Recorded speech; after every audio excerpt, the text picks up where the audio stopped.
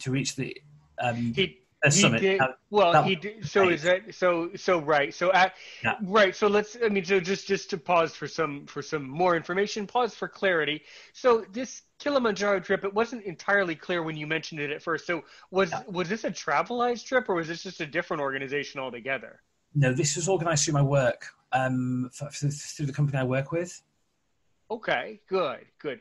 Um, in a very in general, Mhm. would you like to tell us what your company does, like just in a very general sense, what it does? Generally, it's a global consultancy company. I've been with the firm now for 20 years. In fact, on Friday, the 4th of September, will be my 20th anniversary with them. Uh, Congratulations to you. Thank you very So much. good, so good. All right, Um, so this was just basically.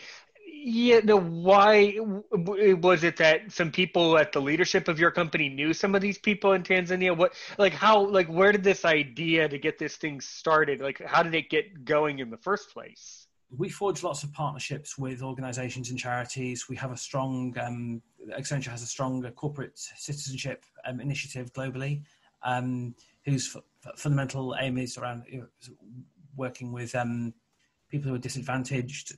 The global initiative is called Skills to Succeed, Mm-hmm. um, and these particular trips with and the partnership with Tanzania and VSO were actually set up by a consultant in the UK who had actually he'd climbed Kilimanjaro uh, on a couple of occasions. He wasn't actually on the trip that I did, um, but I found out about it through him really, So and good. contacts. Yeah. Well, that's wonderful. And then what other activities did you do? Um, after you climbed Kilimanjaro? So since the Kilimanjaro trek, I've oh crikey, it's trying to think to look back now. I travelled to Egypt a couple of times. Most of these have been actually with Travel Eyes. Mm-hmm. So in 2011, we spent a memorable week in Iceland, which we really enjoyed. Mm-hmm.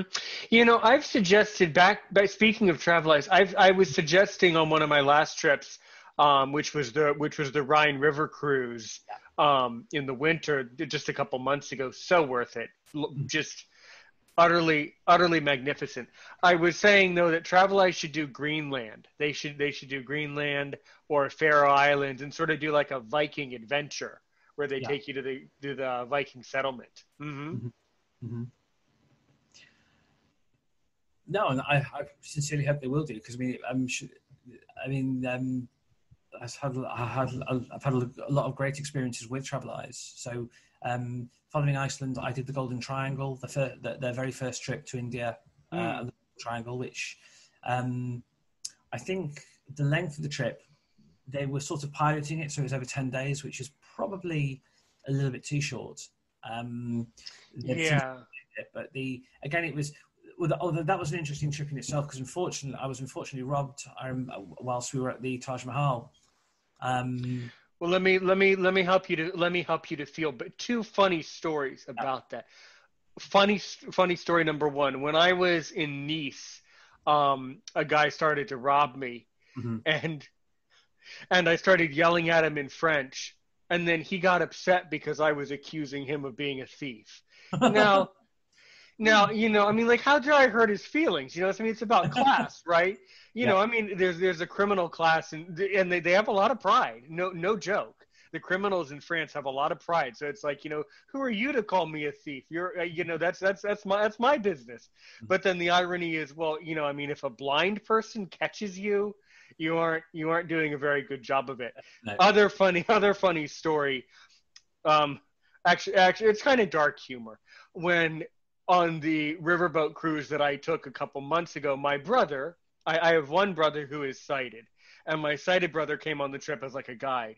Mhm. So and everything's fine now. Everything's been more than resolved. But we get to Dusseldorf, and the people at the airport lost his luggage.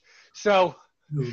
so he's only 20. He was only 21, so it was very embarrassing and traumatic, and it like really creeped him out. And then of course, so then he had to go to stores. He had to go to stores in Germany, but he doesn't speak German. So, there was that whole ironic humor the entire time. And then the story is that I can't remember, either he bought shirts and no pants or pants and no shirts. But we were wondering, well, why didn't you buy all of the clothes? Well, I don't know. And then he said, well, I was just trying to save money.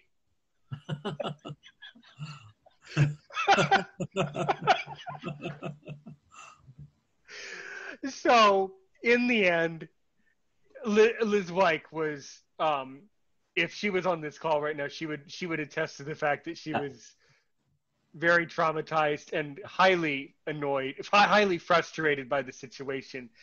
But in the end, my brother and I get back to the States. He buys all new clothes, buys all new stuff. And then 2 weeks ago, not 2 weeks ago, 2 weeks later, he gets some weird call from Dusseldorf, Germany. He thinks, I should probably answer this. And it was some police officer saying, oh, yeah, okay, your bags were in the airport the whole time. We'll just give them back to you. Oh, no. It was bizarre. And then that whole experience of just getting to Dusseldorf that day was just freakish. I mean, it could have been a YouTube video. Let me tell you.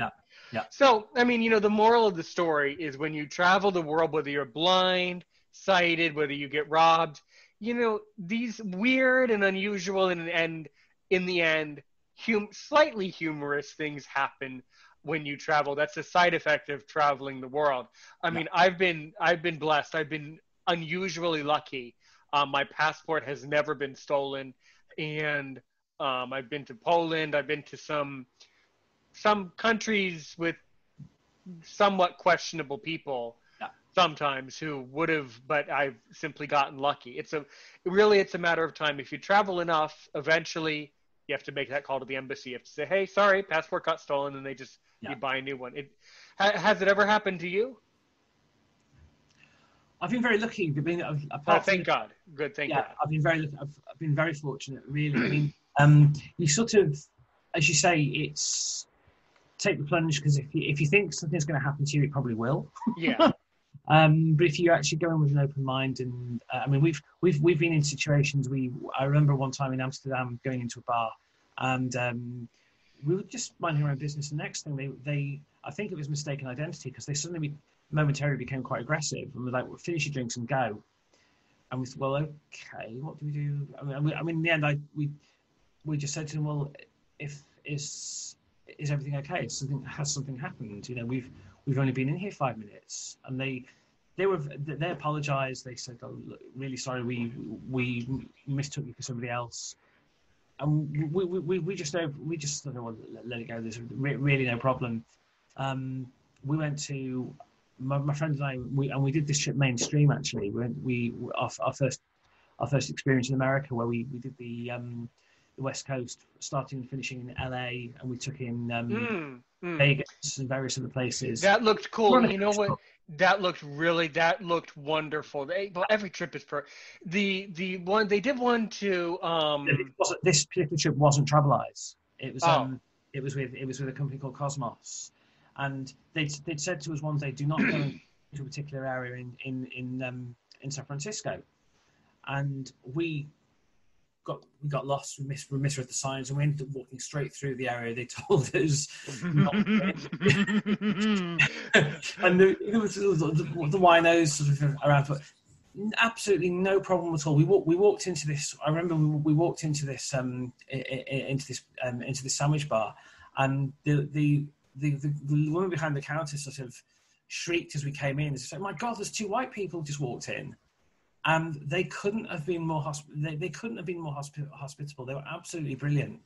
Do come again, and anything we can do for you. The guy pointed in the right direction back to the hotel. It was just such a. So there are certain in America. We have a lot of struggles and problems, just like there's problems everywhere. and it's certain neighborhoods and certain areas of cities some of the time are more popular with certain people. So yes, that is interesting. Yeah, there's a lot of funny and a lot of funny things happen, a lot of ironic and strange things happen when you travel, but then you look back and it's the comedy level is just hilarious. Yeah. I didn't do it, but I know that Travelize did some sort of a trip in the past where they went to like Yellowstone, or they've done Yosemite, or I know they've done the parks in the West, right? Yes, yeah. I do remember the trips. Again, I didn't do those particular trips because we'd covered Yosemite on another trip that I'd done several years back in 2005, I think it was. No, 2006. Right. So I'd already been to that part of the US. I'm American, and I've never been there. I've never been to the western side of the country, because I have to fly just to get from wherever I am on the east to the west. It's ridiculous. I mean, there are people who, it's an ironic thing. There are people who drive across the country. If you know what you're doing and are a good driver and understand the route perfectly, you can do it in about 5.5 to 6 days, driving 12 hours a day. But it's quite a haul. There was a lady at my university, a classmate of mine. She had to drive across the country because she couldn't take her domestic rat on an airplane. So she had a pet rat, and she wanted to drive the rat back home. So she had to drive across the country just to get the rat home. So people do weird things like that. Yes. I think, wasn't it in America where someone got barred? They were trying to take their emotional support peacock onto an airplane. I read some. Yeah, that bird's not going to fly. Yeah. I mean, excuse me while I take my guide Python onto this airplane. Yeah. I mean, but you know what really scares me. So I mean, I was a guide dog user. I had a wonderful guide dog from Guiding Eyes for the Blind. In New York City, and she was wonderful, and I completely support guide dogs.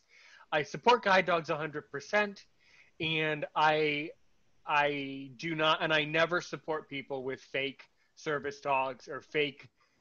That, I'm sorry, okay, here we go. By the way, I see the hateful emails now. If you want to send an email right now, you can't help yourself. aaronsopinion6@gmail.com. I'd be happy to hear from you. Really, I would. And I should talk about this topic more because it bothers me and it's important. I'm fed up with fake service dogs, fake guide dogs, fake guide peacocks. I'm just fed up with it, okay? Can you please just let the people with the real guide dogs go about their business? It's about the laws of our country and the states, and they want to be able to accommodate guide dogs and service dogs, and then they said that if it's emotional support, you can say it's a service. I don't know what to do. Do you ever encounter the same problem in England? What do you think? We've had challenges, most definitely. Oh, really? That wouldn't surprise me. I've never noticed. I mean, I lived in England for 3 months, but I never noticed fake service dogs. But I'm sure they're there, right? I'm sure there's problems, right? Yeah. I would say. I mean, I have supported guide dogs. I'm now on to my 6th dog. So I mean, I've had a dog for 27 years. There is another organisation that recently became affiliated, and